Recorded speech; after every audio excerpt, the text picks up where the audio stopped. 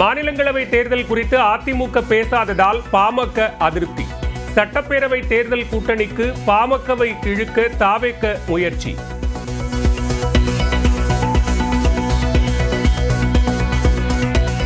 உறுதுணையாக இருந்த தமிழ்நாட்டிற்கு நன்றி.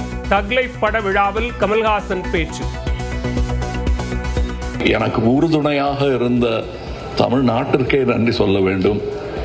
நான் மேடையில் பேசும்போது உயிரே உறவே தமிழே என்று சொன்னதற்கான அர்த்தத்தையும் நான் முழுமையாக உணர்கிறேன். கன்னட மொழி குறித்து கமல்ஹாசன் பேசியது தவறு இல்லை. தமிழ் மொழியில் இருந்துதான் மற்ற மொழிகள் பிறந்தது என்பது உண்மைதான் என திருச்சியில் அமைச்சர் கே. நேரு விளக்கம். சொன்னதுல என்ன தப்பு இருக்கு? அது இதுல இந்த மொழியில் தமிழ்ல இருந்து எல்லாமே வந்து தெலுங்கு மலையாளங்க எல்லாமே இதுல இருந்து தான் வந்தது. அது சொன்னதுல ஒன்றும் தப்பு இல்லை. ஏதாவது நீதிபதி வேணும்னு அவர் சொல்லியிருக்கிறாங்க. அது விஷயம் அதை பத்தி அவங்க பேசிட்டு இருக்காங்க. முன்னாள் அமைச்சர் பொன்முடி மீதான செம்மன் குவாரி வழக்கில் 20 பக்கங்கள் கொண்ட கூடுதல் குற்றப்பத்திரிகை தாக்கல். விசாரணையை 18ஆம் தேதிக்கு ஒத்திவைத்த விழுப்புரம் நீதிமன்றம். ஆடல் பாடல் கலை நிகழ்ச்சியை நடத்த நூதன நிபந்தனையுடன் அனுமதி வழங்கி உயர்நீதிமன்ற மதுரை கிளை உத்தரவு. மனுதாரர்கள் 25,000 உள்ளாட்சியில் செலுத்தவும் அந்த நிதியை கொண்டு கிராமத்தில் நீர்நிலையை தூர்வார வேண்டும் எனவும் நிபந்தனை. செய்தித்தாள் உள்ளிட்ட அச்சிடப்பட்ட காகிதங்களில் உணவுப் பொருட்களை வழங்க தடை. 14 வழிகாட்டு நெறிமுறைகளை வெளியிட்ட உணவு பாதுகாப்புத்துறை. தமிழ்நாட்டின் ஒரு சில இடங்களில் 3 டிகிரி செல்சியஸ் வரை அதிகரிக்க வாய்ப்பு. வானிலை ஆய்வு மையம் கணிப்பு.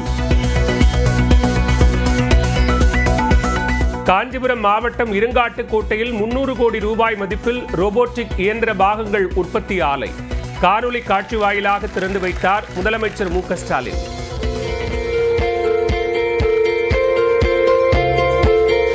வணக்கம் Tamil Nadu. Today marks an exciting day for all. மத்திய உள்துறை அமைச்சர் அமித்ஷா வரும் 8ஆம் தேதி மதுரை வர வாய்ப்பு. பாரதிய ஜனதா மாவட்ட நிர்வாகிகள் கூட்டத்தில் பங்கேற்கிறார்.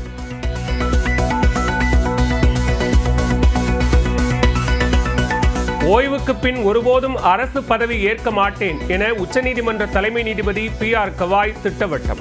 நீதிபதிகள் ஓய்வு பெற்றவுடன் அரசு பதவிகளை ஏற்பது, தேர்தலில் போட்டியிடுவது நீதித்துறை மீதான மக்களின் நம்பிக்கையை குறைப்பதாக கருத்து. நடிகர் சங்க நிர்வாகிகளின் பதவிக்காலம் நீட்டிக்கப்பட்டதில் எந்த விதிமீறலும் இல்லை என பொதுச் செயலாளர் விஷால் உயர்நீதிமன்றத்தில் பதில் மனு தாக்கல். சங்க கட்டடப் பணிகள் பாதிக்கப்படக்கூடாது என்பதற்காகவே பதவிக்காலம் நீட்டிப்பு என்றும் விளக்கம். தருமபுரி மாவட்ட SP அலுவலகத்தில் விவசாயி மண்ணெண்ணெய் ஊற்றி திடீரென தீக்குளிப்பு. நண்பர் 7 லட்சம் ரூபாயை கொடுக்காமல் ஏமாற்றி வருவது குறித்து புகார் மனு கொடுக்க வந்தபோது விபரீத முடிவு. திருச்செந்தூர் கோயில் குடமுழுக்கு நேரத்தை மாற்ற உச்சநீதிமன்றம் மறுப்பு. நேரத்தை நிர்ணயிக்க தங்களுக்கே அதிகாரம் உள்ளதாக சிவராம சுப்பிரமணிய சாஸ்திரி தொடர்ந்த மனு தள்ளுபடி. பாகிஸ்தானுக்கு உளவு பார்த்ததாக பஞ்சாபில் மேலும் ஒரு யூடியூபர் கைது.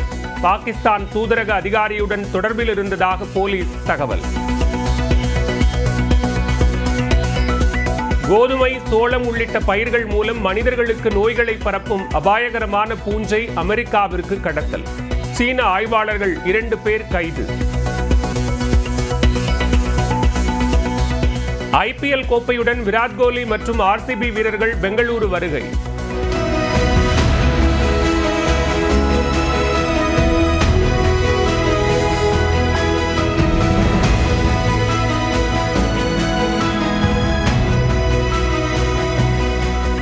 உற்சாகமாக வரவேற்பளித்த துணை முதலமைச்சர் DK சிவக்குமார் மற்றும் ரசிகர்கள்.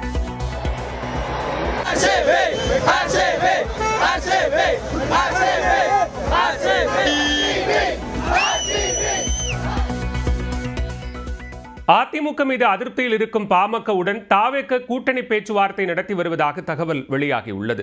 பாமக தலைவர் அன்புமணியின் மாநிலங்களவை உறுப்பினர் பதவிக்காலம் முடிவடைய உள்ள நிலையில் அவருக்கு அதிமுக மீண்டும் சீட் கொடுக்கவில்லை. மாநிலங்களவை சீட் ஒதுக்குவது தொடர்பாக தேமுதிகவுடன் பேசி 2026ஆம் ஆண்டு வாய்ப்பு தருவதாக அதிமுக ஒப்பந்தம் மேற்கொண்டுள்ளது. ஆனால் பாமகவுடன் எந்தவிதமான பேச்சுவார்த்தையும் நடத்தாததால் அதிமுக மீது அக்கட்சி அதிருப்தியில் இருப்பதாக கூறப்படுகிறது. பாமகவில் ராமதாஸ் மற்றும் அன்புமணி இடையே கருத்து வேறுபாடு இருந்து வரும் நிலையில் யாரிடம் பேச வேண்டும் என்ற குழப்பம் இருந்ததால் பேச்சுவார்த்தை நடத்தவில்லை என அதிமுக தரப்பில் தெரிவிக்கப்பட்டுள்ளது. இந்நிலையில் அதிருப்தியில் இருக்கும் பாமகவுடன் கூட்டணி வைக்க தமிழக வெற்றிக் கழகம் முயற்சித்து வருவதாக தகவல் வெளியாகியுள்ளது. அடுத்த ஆண்டு நடைபெறவுள்ள சட்டமன்ற தேர்தலில் முதன்முறையாக தேர்தல் களத்தை தாவேக சந்திக்க உள்ள நிலையில் அக்கட்சியின் பூத் கமிட்டி உள்ளிட்ட பணிகள் நடைபெற்று வருகிறது. இந்நிலையில் கூட்டணியை அமைப்பதற்கான பணியையும் தாவேக மேற்கொண்டு வரும் நிலையில் பாமகவை இணைக்க பேச்சுவார்த்தை நடைபெற்று வருவதாக தெரிகிறது. 2016ஆம் ஆண்டு சட்டமன்ற தேர்தலில் மாற்றம், முன்னேற்றம், அன்புமணி என்ற முழக்கத்துடன் பாமக தேர்தலை சந்தித்தது. அப்போது அக்கட்சியின் தேர்தல் வியூக வகுப்பாளராக செயல்பட்ட ஜான் ஆரோக்கியசாமி தற்போது தாவேகவில் செயல்பட்டு வருகிறார்.